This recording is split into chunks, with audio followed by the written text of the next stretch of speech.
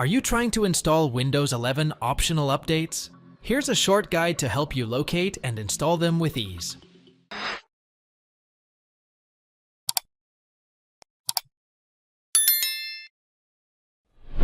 Press Windows plus I keys together on your keyboard to open Settings app.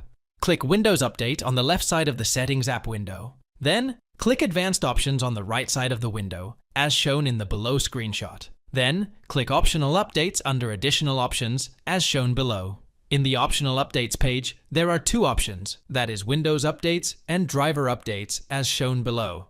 Select any, all of the updates available by clicking under Windows, Driver Updates option as shown. Select all the driver updates which you want to download and install. Then, click Download and Install button at the bottom of the page as shown in the below image.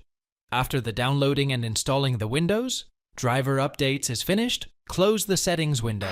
Thanks for watching. If it helps, make sure to hit like and subscribe.